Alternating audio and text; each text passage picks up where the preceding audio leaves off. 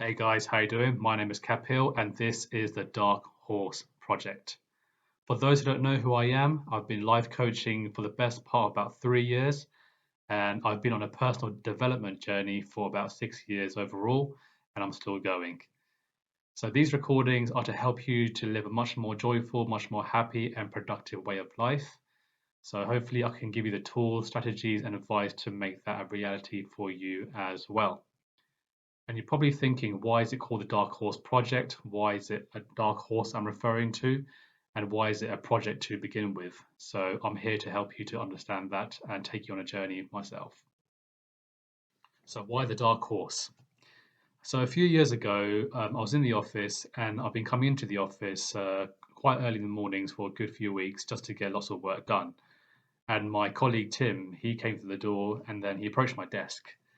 And he said to me, Kapil, I've been noticing you coming into the office quite early recently. What's going on? I said to him, I'm just here to get lots of work done before all the managers come through the door, just to make sure that I can have a much more productive day. And then he looked at me and he goes, Kapil, you're a bit of a dark horse, aren't you? And then I looked at him and then I thought, what did he just call me? A dark horse? Was I being insulted by this person? Was I being complimented? I had no idea.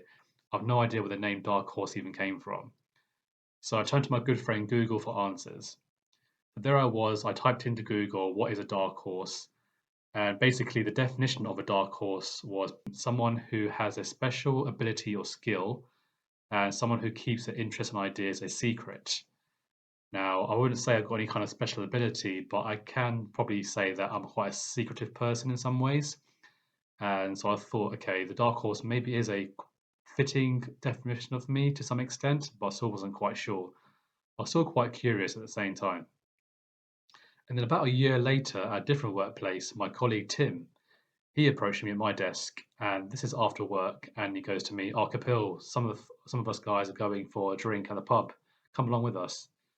And I said to him, "Tim, I can't make it, unfortunately. I'm actually going to a public speaking class after work."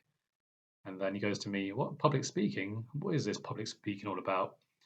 And he looked at me for a good few seconds without saying anything. And then he referred to me as a dark horse. He goes, Kapil, you're a bit of a dark horse yourself, aren't you, mate? I go, wow. Like, wow, that's two people who have called me a dark horse on two different occasions at two different workplaces. And I thought, this can't be a coincidence, surely. So at that point, I thought, okay, maybe I am a dark horse, and this is a fitting description of me. And it just made me even more curious as I went along. So, in a nutshell, that's how the name the Dark Horse came about.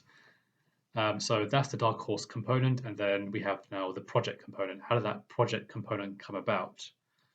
So, as I mentioned at the start of this recording, I've been doing personal development for a good few years, and quite recently I came across this quote which goes, "The biggest project that you'll ever work on is on yourself." So, the biggest project you'll ever work on is on yourself. And then I thought about that for a while, a project. And I thought, how does that complement with my journey in personal development? A project, a journey.